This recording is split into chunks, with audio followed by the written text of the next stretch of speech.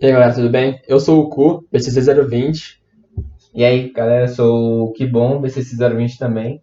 A gente vai passar essa aula para vocês de pacotes, protocolos e ARP, né? Aula 2 sobre de redes. Então, para começar, quando a gente vai falar sobre redes, né? A gente vai estudar redes, existem dois conceitos fundamentais que a gente precisa entender quando a gente vai transmitir informação entre dois computadores, né? Eu coloquei aqui, né, que é sobre a aula, que é pacotes e protocolos. A gente já vai começar com protocolos. Um protocolo, que eu coloquei aqui, é um conjunto de normas de comunicação entre dois computadores. Vou fazer uma analogia para ficar mais fácil de entender.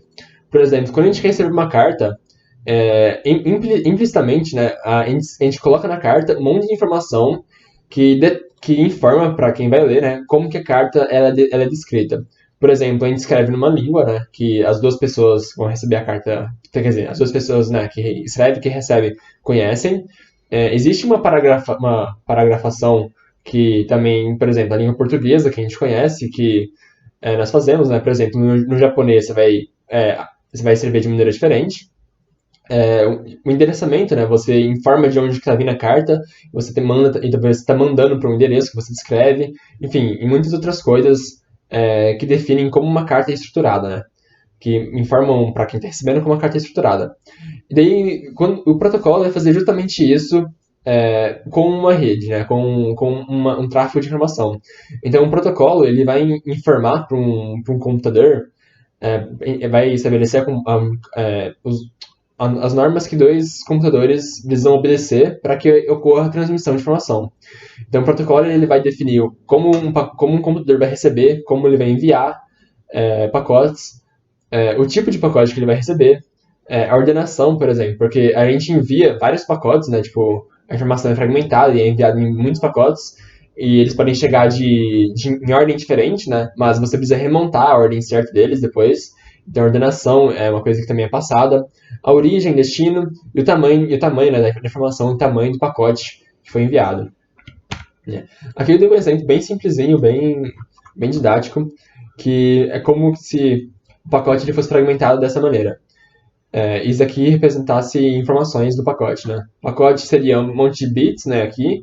E daí, por exemplo, esses 4 primeiros bits representariam o tamanho do pacote, em seguida os 4 seguidos, né? O destinatário, né, teríamos a mensagem, o número do pacote, né, na ordem dele, uma validade do pacote e alguns bits informando que é o fim do pacote, né?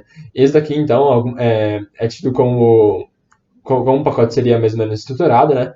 E aqui informaria pra gente, o protocolo, né, informaria pra gente esses dados aqui, de como essa informação está sendo transmitida. Agora falando sobre pacotes, o pacote ele é a unidade básica de informação de uma rede. Ou seja, quando, por exemplo, eu vou enviar aqui, quando a gente acabar de gravar esse vídeo, né, eu vou enviar esse vídeo pro Kibon editar, porque eu tô com preguiça que o Kibon vai fazer isso pra mim. É, daí, eu não vou enviar esse vídeo quando a gente vai trafegar ele na rede. Ele não é algo que eu envio ele como um todo, né? Não é como se eu estivesse fazendo uma bola, tipo, com todos os dados tacando na rede. O que a gente faz é fragmentar esse vídeo em pacotes, né? Que é a nossa unidade básica. Isso porque por que a gente faz isso, né? Porque a gente não envia tudo como um todo. Primeiro porque existe uma limitação de tráfego de dados, né? A gente não consegue fazendo uma analogia com o cano, a gente não consegue transmitir dados imensos de uma vez, a gente precisa fragmentar eles para que eles sejam possíveis passar pela rede. E também por causa que isso torna mais fácil, torna mais rápido a gente fragmentar para transmitir. Porque, que nem necessariamente, eles não precisam chegar ordenados, eles podem chegar um por cada caminho e passar por vários caminhos diferentes, né? Por exemplo, numa rede, e daí quando eles chegarem, eles podem ser ordenados, e isso facilita o envio de dados. Agora, falando sobre a estrutura de um pacote, né, como ele é estruturado em cabeçalho e carga útil, que fica mais fácil de explicar aqui nessa imagem, então passei foda-se. É, aqui seria um exemplo que temos existem vários campos, né, do protocolo, quer dizer, do pacote, né, e vários desses daqui, que nem aqui já é um exemplo mais real, a estrutura de um cabeçalho de um pacote IP, do Internet Protocol. Então, um pacote ele vai ser estruturado praticamente dessa maneira. E essa parte aqui de cima seria o cabeçalho. Né? Que o cabeçalho também contém várias informações sobre o pacote, inclusive o protocolo dele, que vocês podem ver aqui que informa esses bytes, né, informariam o protocolo, esses bytes informariam aqui o comprimento da mensagem, uma identificação, flags, a fragmentação, a validade, o destino, a origem, né? Então, o cabeçalho vai conter várias informações para indicar informações do pacote em geral, né? E o protocolo que define como esse pacote, como essas coisas devem, por exemplo, ser lidas, informações sobre o pacote também. E daí o pacote, né, ele seria, a carga útil, né, seria a parte do pacote que realmente contém informação que a gente quer transmitir, que a gente também pode chamar de payload. Agora, se você entendeu tudo até agora, eu fico contente, que é a parte principal, é a coisa mais fundamental. Agora a gente vai aprofundar um pouquinho, falar sobre encapsulamento e comutação. Começando com encapsulamento, vocês devem ter visto na última aula que a gente tem um modelo SI, que existem várias camadas que indicam como ela deve percorrer, né, o nosso modelo para que a comunicação seja feita entre dois computadores, né? Porque existe toda uma conexão de uma camada de aplicação até a camada física, passando por software, hardware, etc. Então, quando a gente começa, quando o dado tem que ser enviado, o que acontece é que ele tem que passar por todas essas camadas, né? E a cada camada que a gente passa, a gente precisa informar a próxima camada como que ela deve prosseguir com essa informação que ela tem. Então, por exemplo, eu mandei um pacote na camada de aplicação lá, e ele tem o cabeçalho ali e a carga útil.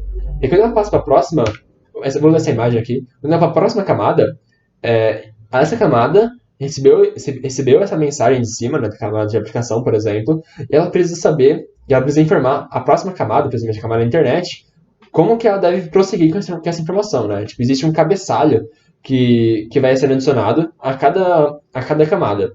Então, eu coloquei aqui nessa imagem, tem uma mensagem que nela, depois na próxima camada, é colocado um cabeçalho, e depois na próxima camada, esse pacote aqui com cabeçalho de payroll, ele é interpretado como um payroll inteiro. E depois a outra camada vai adicionar o cabeçalho dela, né, informando para a próxima camada as outras coisas. E por que a gente tem esse encapsulamento, né? Porque quando um outro computador, né, for receber essa informação, ele precisa desencapsular isso, meio que fazer o caminho inverso para que a informação chegue, para que essa mensagem aqui chegue lá, beleza? Espero que vocês tenham entendido isso aqui. Então, agora que bom. Tá. Comutação é outro conceito também do transporte de pacotes. E tem que saber a diferença entre comutação de circuitos e comutação de pacotes. É melhor fazer isso dando um exemplo. Por exemplo, comutação de circuitos pode ser, por exemplo, uma linha telefônica. Então, por exemplo, se eu ligasse para o Cu para xingar ele ou qualquer coisa do tipo, eu usaria a comutação de circuitos. Mas por quê? Porque quando eu ligo para ele, eu não quero que a nossa ligação seja interferida por outras ligações, por outras pessoas conversando. Logo, os pacotes não, porque não é pacotes, mas os dados que vão ser transmitidos, a linha telefônica, é uma infraestrutura, basicamente é um circuito, que é ligado direto de mim para o Cu. E isso é chamado de circuito dedicado fim a fim. Já na internet, não é assim que a gente usa, porque imagina se fosse ou desse uma ligação entre cada dispositivo e outro dispositivo que só trafega dado nisso. Aí não é assim que funciona. E por isso que a gente usa a computação de pacotes, que a gente usa uma infraestrutura única, que seria a internet, no caso de redes e computadores no geral, que a gente fala mais de internet, e os pacotes são endereçados. Os pacotes são endereçados de uma maneira lógica para que trafeguem a rede e cheguem à pessoa. Só que nessa mesma rede são trafegados pacotes de outras comunicações. E é assim que é feito. E é usado multiplexação estatística para fazer isso, mas eu acho que isso é muito importante de comentar. Isso aí é um exemplo de computação de pacotes. Se fosse uma computação de circuito, basicamente seria uma linha conectando um computador e o outro computador.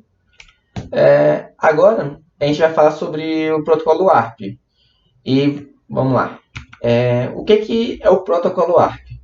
O protocolo ARP, qual é a importância dele? Você, na rede, como eu acabei de falar, os pacotes são endereçados de forma lógica para chegarem de um dispositivo para outro. Esse endereçamento de forma lógica, como vai ser explicado nas próximas aulas, é feito por meio do endereço IP. Só que, na camada de enlace, a gente não se comunica a partir do endereço IP. A gente se comunica a partir do endereço MAC. Mas o que é o endereço MAC? Quando o seu computador é feito, o fabricante da placa de rede define um endereço físico para a placa de rede. E esse é o endereço MAC. E esse endereço identifica unicamente seu dispositivo, diferentemente do endereço IP, que pode ser variado e dinâmico, como vocês vão ver depois. Então, como que eu falei, o protocolo ARP vai fazer um mapeamento entre endereço IP e endereço MAC para que haja a comunicação. E como que é feito isso? A partir de uma estrutura chamada ARPCache, que é basicamente uma tabela. E o que tem nessa tabela? Essa tabela tem o IP de um dispositivo e o endereço MAC desse mesmo dispositivo. E nessa tabela também é inserido quem sou eu. Qual é o endereço IP do dispositivo, o endereço MAC do seu próprio dispositivo. Então, nesse exemplo aqui, o eu teria esse IP 142, 122, 123.2 e esse MAC aí. E esses outros host 1 e host 2 são entradas que ele tem na ARPCache de dispositivos em que ele sabe o pareamento entre IP e MAC.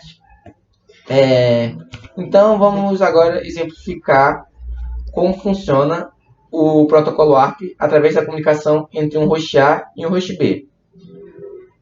A primeira coisa que o host A, querendo se comunicar com o host B, vai fazer é verificar se ele tem uma entrada na própria ARPCache, se ele sabe qual é o endereço MAC do host B. E se ele tiver, pronto, vai para a próxima camada do modelo OSI, continua a comunicação e vai avançando. Mas se não souber, como é que ele vai fazer? Aí vem o passo 2. O host A, não sabendo o endereço MAC do host B, ele vai perguntar na rede local, no caso. Mas na rede local. E aí vai perguntar qual é o endereço MAC do host B. Como ele não sabe falar diretamente para o host B, ele vai ter que mandar essa pergunta para todo mundo. Vai perguntar para todo mundo.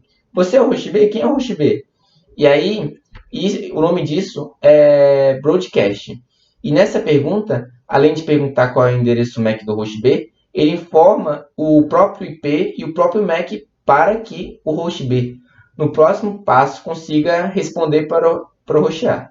Como vai ser mostrado agora. Ó. O host B, dado que ele está na rede, ele vai responder para o host A. Olha, eu sou o host B, o endereço IP tal, que tem o endereço MAC tal.